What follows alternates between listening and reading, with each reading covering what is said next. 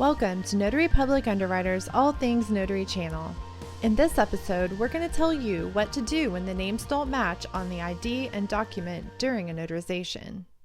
When identifying a principal signer, a notary may find that the name on the principal's identification credential doesn't exactly match how their name appears on the document presented for notarization. This is a common issue, particularly when individuals have recently married or divorced and have not updated their ID, or when they use a different name variation day to day versus how their legal name might appear in a document. Notaries can possibly resolve these types of name discrepancies if their state notary laws and/or rules don't prevent them from employing the following strategies.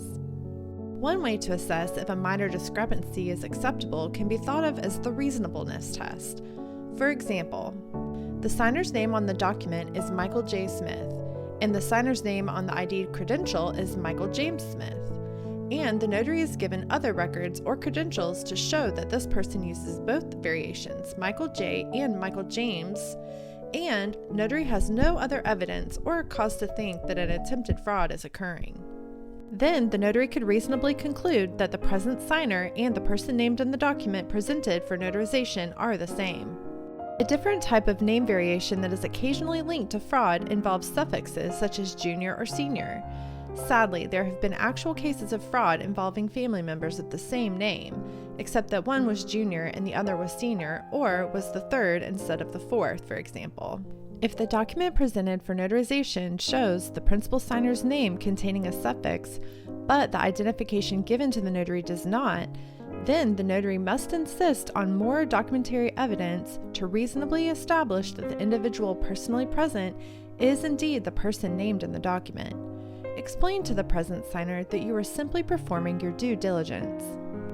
When asking for an alternative form of ID, ask first for a credential that is specified or that will satisfy your state's notary law requirements for satisfactory identification. If the principal does not have such a credential, or if your state allows it, you may ask if the principal has someone who can act as a credible witness. Most states that authorize use of a credible witness allow one credible witness personally known by the notary and who personally knows the principal signer, or two credible witnesses not personally known by the notary but who the notary can identify by examining their satisfactory evidence of identification. Notaries identifying a principal signer by use of credible witness must carefully follow all applicable requirements of notary law and administrative rules for this process. Be sure you're knowledgeable on those requirements.